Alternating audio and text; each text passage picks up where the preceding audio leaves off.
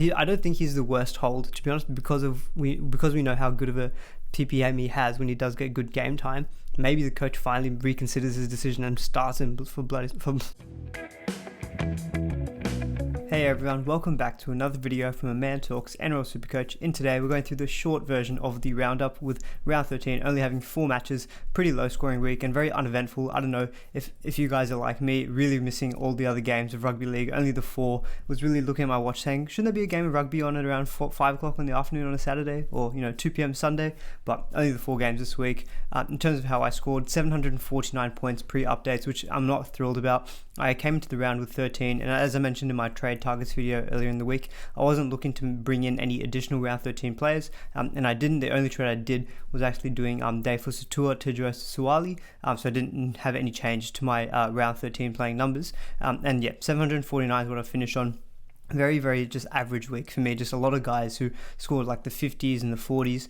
Some guys even scoring 9. Staines, I'm looking at you.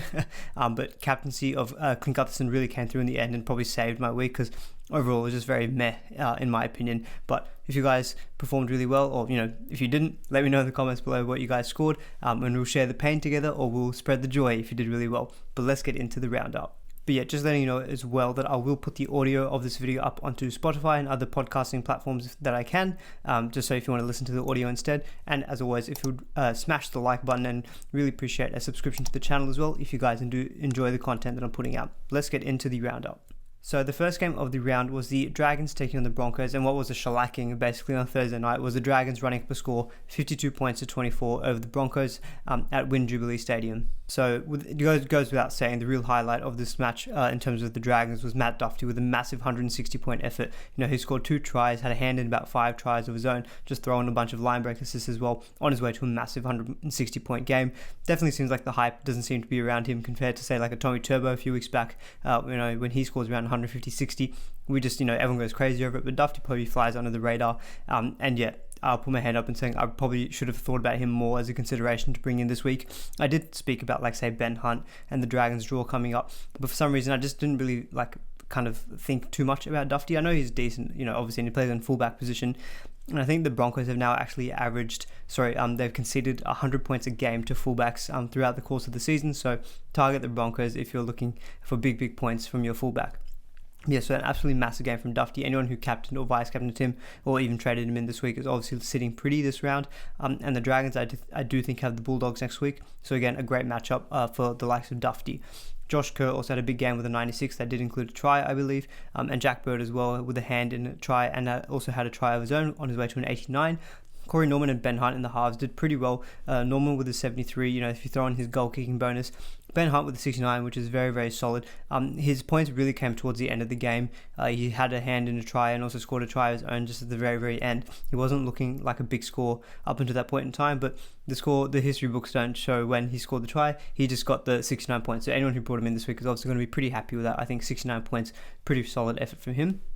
Gerard Beale also scored the first try of the game on his way to a 64. Jackson Ford, actually, he had a 57, but he was on 41 at halftime. So he was actually doing really, really well. And in the past 2 weeks, he's actually scored 60 and 67. So he's probably someone I maybe should have considered a little bit more. But in the end, he only scored 57. So again, probably didn't, obviously didn't go on to have a massive game after scoring so well in the first half. Those are the main kind of standouts, I think, out of the Dragons. Obviously, you had Makele Ravalawa, who was a consideration. He did score a try towards the end of the game as well, on his way to 50 points. 50 points, again, solid enough in your centre wing, but you probably would be hoping for a lot more from that. You're probably hoping for a Matt Duffy kind of score coming up against the Broncos, but hopefully next week against the Bulldogs, for anyone who brought him in, should fare better for him, and hopefully bigger scores to come. Apart from that, probably wasn't too much to talk about out of the Dragons. You got Cody Ramsey with a 40. That did include a line break, but again, he hasn't really done too much. We saw obviously Jack de Belin come into his first NRL game and score 32. I'm sure there's going to be a lot of interest around him potentially as an option. We'll get into that maybe if we see a little bit more minutes out of him. From the Broncos side of things, Albert Kelly by far was the best performer in terms of SuperCoach, and probably also in the game itself. He had a fantastic first half, he had his hand in 3 tries.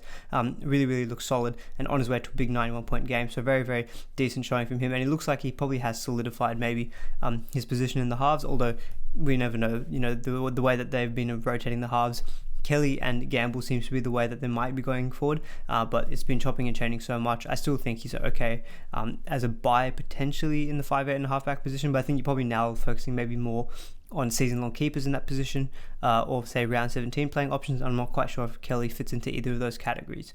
TC Rabadi is definitely someone to keep an eye out for. He scored a double on his way to a big 85-point game here. And Matt Lodge had a great game again with the absence of Payne Haas, putting in a big performance with 64 points. So he's done very, very well in the past few weeks, averaging over the 60s. TPJ also was kept a little bit quieter in this game on his way to a 57.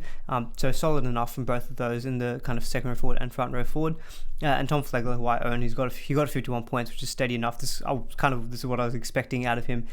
So yeah, he's done well enough. He's serviced me well for about 40 to 50 points a week. Whether or not I keep him or not will remain to be seen. It depends also on the team this Tuesday, and also whether the Broncos will maybe have Payne Haas back up from Origin. That's going to be a real talking point, I think, throughout the rest of this week. Tyson Gamble as well, for anyone who's kind of suffered through him from a few weeks back when you first brought him in. He hasn't really done that well, but he did have a late try assist in this game on his way to 50, so he's probably done his job in terms of a round 13 playing option who's provided decent enough points. Those are the main kind of standouts out of the Broncos, but overall they just got demolished by the Dragons in this game. So the game on Friday was the West Tigers taking on the Panthers, and what was probably an upset win. The Tigers taking this one out over the Panthers, 26 points to 6. I'm not a betting man. I don't tip at all, so I can't say, oh yeah, I was going to say the Panthers are going to lose this game, but I didn't understand why people were still favouring them 13 plus over the Tigers. The Panthers were missing so many of the Origin stars. If I had a bet, I probably would have still bet the Panthers, to be honest, but Tigers winning overall probably isn't super surprising, I guess, given the lack of players that the Panthers have got, and they just look really clunky overall.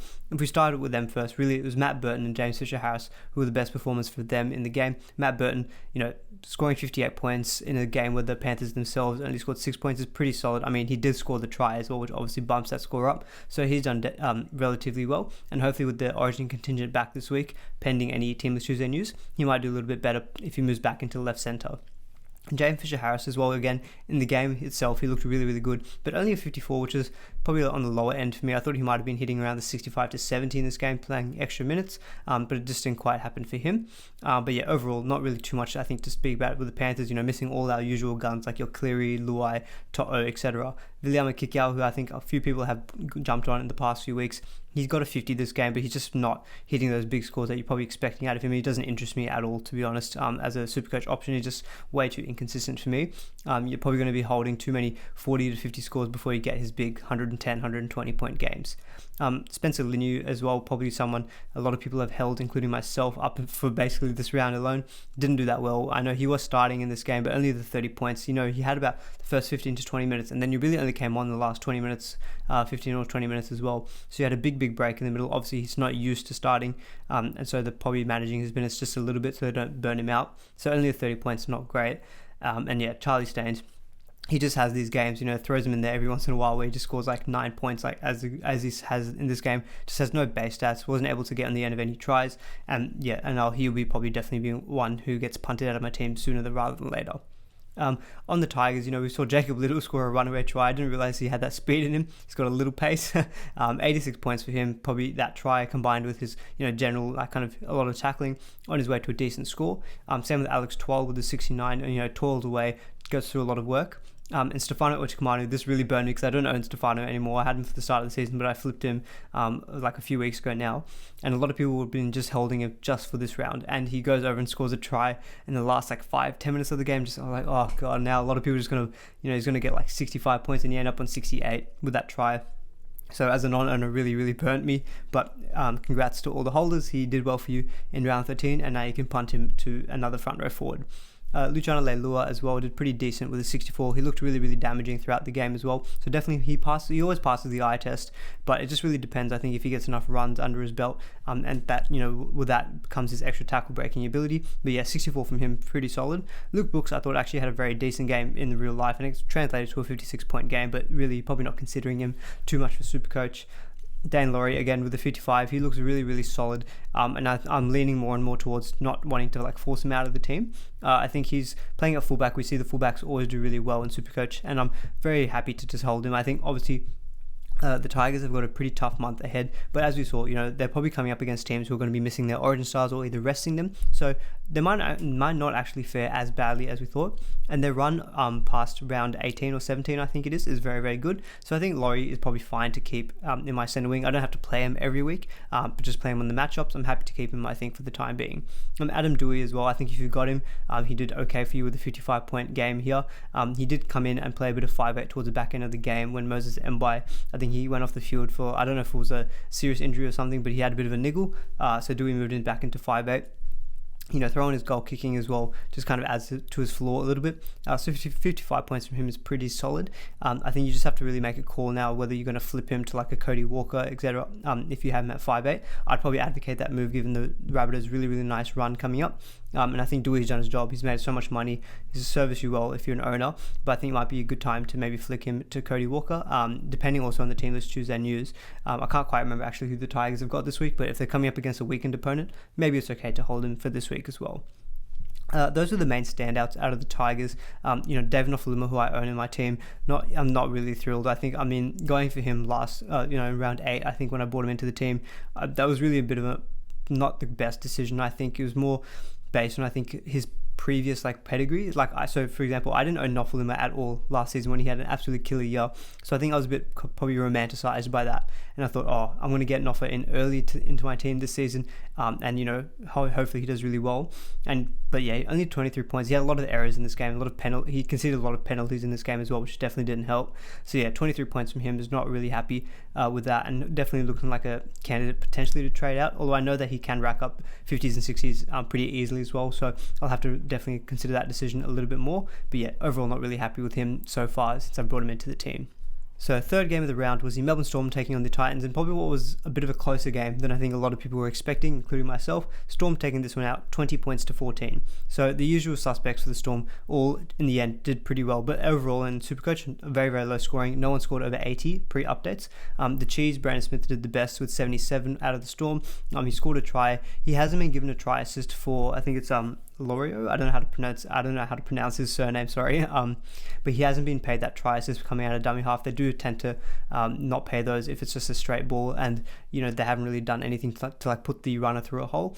Potentially we might see that, and that might bump up his score a little bit more. But yeah, he's been very, very handy for the past 3 weeks. Anyone who brought him in this week obviously be pretty happy with the 77, and he's going to go up quite a bit in price. So definitely very much a good hold. I think if you brought him into the team, he's probably going to be tipping over 600k now, so it's probably a little bit too expensive for my own liking. But again, very, very handy for any owners. Nico Hines with a 71. He had a very quiet first half, but then he kind of sprung to life in the second half, where he he set up a try for George Jennings, and his goal kicking as well. He had a couple of line breaks, or one or two line breaks, I think, at the very end of the game as well, which definitely bumped up his score. So 71, you can't be expecting 150s out of the guy every week. So 71, I think a lot of people, I think he was actually the most captained player this round. 71, after seeing people with Tommy Turbo 190, Cleary 225, etc., a 71 feels very, very underwhelming, but it's an okay score, to be honest. In the old SuperCoach days where, an 80-point score as a captain was great, not these 140s that we're seeing nowadays. But yeah, Nico Hines very, very steady. Apparently Pappenhausen is now actually might be even out for even longer than what we originally thought. So it's going to be really interesting, I think, what we do with Nico Hines, because obviously he's going to peak in price relatively soon, I'd say. Although the Storm still have nice games where he might be able to get some big scores to potentially maintain his high price. He's probably going to be around 900k, I think. But if he gets an extended run of games, there's maybe an argument just to say to hold him in your team. He's a great hold, obviously, or maybe cash him out. Because, for example, Nico Hines at around 900k is a perfect way to get back to a David feeder. I've got Ben Travojevic in my second row forward who's got center wing dual flexibility. I can easily just do a Nico Hines to Dave Fafita trade, make money on that, which sounds crazy as well. So that's definitely one option to explore with Hines. Or if he just seems to be doing really well, just hold him for now, for the time being, until Pappenhausen comes back into the team. But I think that decision will come with a bit more news as well about Pappenhausen. Jerome Hughes as well keeps ticking along with a 61, had a line break, and I think he set up a try as well, so he had a very, very decent game. And George Jennings as well has been very, very consistent actually out of the Storm. He always seems to get a try, one or at least one try every 1 or 2 games.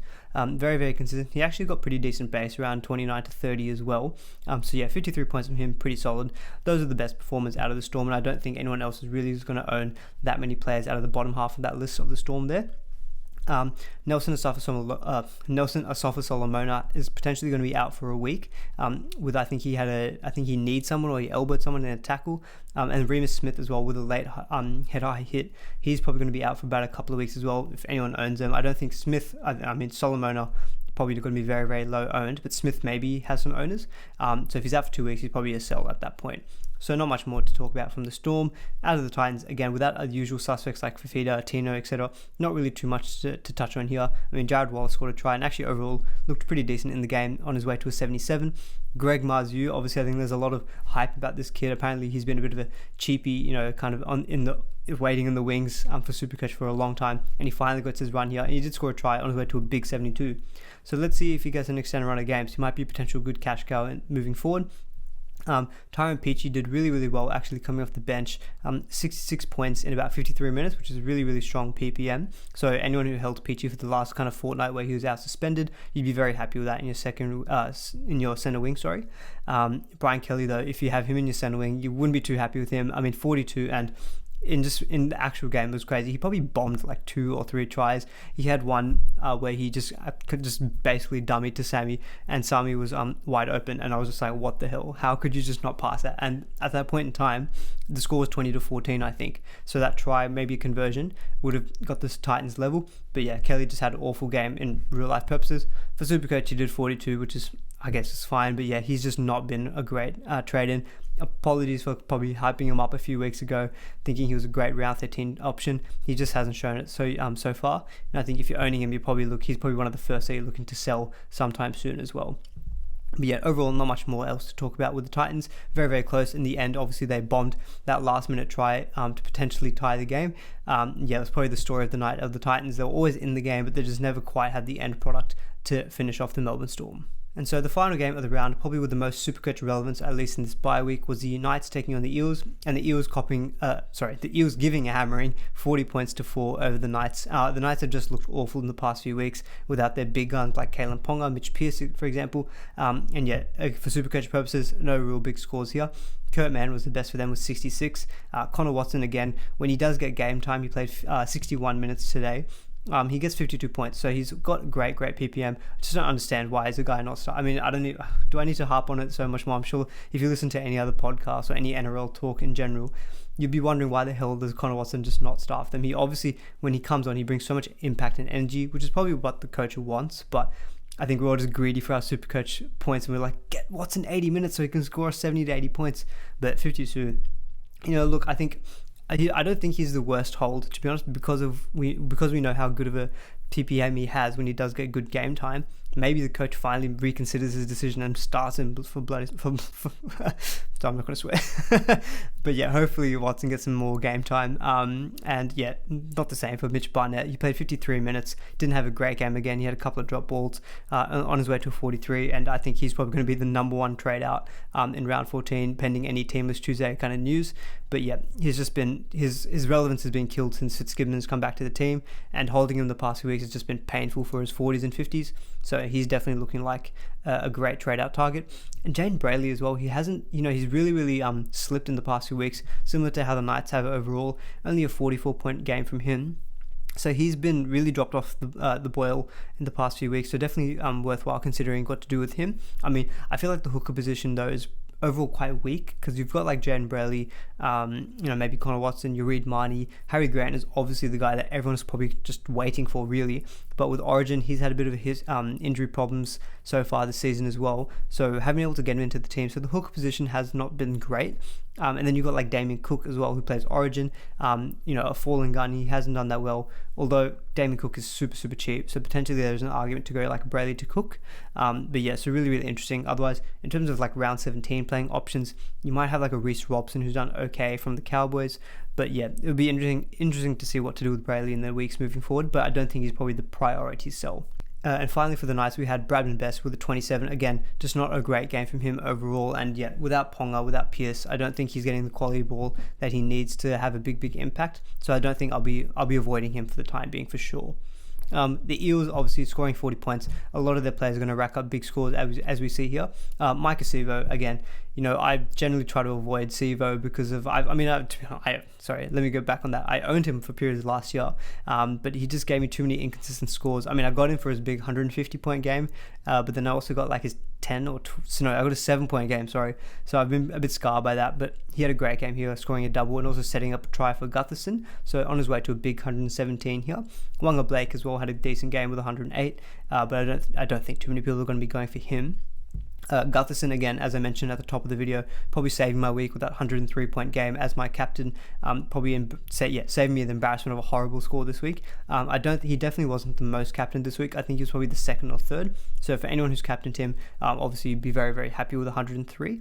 Ryan Madison as well. I was checking the scores while I was out, and I saw Madison had scored the first try, and I was like, God damn it. Madison was definitely someone I was looking at potentially bringing in this week, but I was a little bit concerned about potential minutes and rotation, and also just in general his impact didn't look great, but he scored a try and on his way to an 85. It is below his break even of 110, but yeah, I'm kind of filthy. I'm like, maybe I should just gone for him anyway. He's a proven gun. And Reed Miney as well. He had 77 points in this game with, I don't know if he's been paid 1 or 2 tries. Sorry, I haven't double checked that. But he had a couple of passes at a dummy half that led to tries. So we'll see if those get paid or not, because those ones do seem to be a bit subjective and very questionable, which is a little bit annoying. Obviously, we all just want consistency. But he did have a bit of a shoulder concern as well. Initially, it potentially was like a pec injury, which would have been really, really bad. But I think the reports have come out that it's like a shoulder subluxation, which is like a dislocation, I think. But even that potentially could be 2 to 4 weeks. So for anyone who brought him in this round, that's going to sting a little bit. 2 to 4 weeks, you probably have to sell. That's quite a long time, unless if your trade situation you've used a lot of trades. He's not the worst hold, obviously, because he's probably one of the best hookers to go forward this season so far. Sean Lane had a very good game as well with the 76, setting up the try for Bryce Cartwright, who on it got 68 points, so a very, very good game from him. Zay Papali'i, a bit of a lower game from him, only the 50 points, so I know a few people mentioned about potentially captaining him. I also mentioned about potentially captaining him. Hopefully you went for Gutho if you did own Gutho, because 50 from your captain in Papali'i, not the best game in terms of Supercoach points. But overall, that was about it out of the Eels. Obviously Mitch Moses, I think he came off as a bit of a precaution midway through the second half with some calf concern, which I was kind of like rubbing my hands. I was like, oh yes, come on Eels, Gutho's going to be goal kicking now, score a few more tries, and Gutho had 2 goal kicks to add to his score, which was handy. Obviously I don't wish injuries on Mitch Moses, but the fact that it's precaution, I'm like, okay, cool, it's just precautionary, it's fine. Now Gutho can take the goal kicks. But yeah, big game here from the Eels against the Knights, who've just been looking woeful. But yeah, overall pretty easy game for the Eels. Well, that's it, guys. That's the roundup number 13. Bit of a shorter video in terms of there's only 4 games, so I tried to be a little bit more, a bit more depth of analysis in each game. Hopefully you guys enjoyed that, and let me know in the comments below what you guys scored, and then also any potential questions that you have for the next week. I might try and get more of your questions into the videos if I can, just to kind of form some of the trade target videos. So definitely, if you have any questions, put them in the comments below, and I'll try to respond to them and also incorporate them as best as I can. So hopefully you guys enjoyed it. As always, would really appreciate a subscription to the channel if you haven't already, and a thumbs up in the video is always really appreciated. But until then, see you guys in the next video.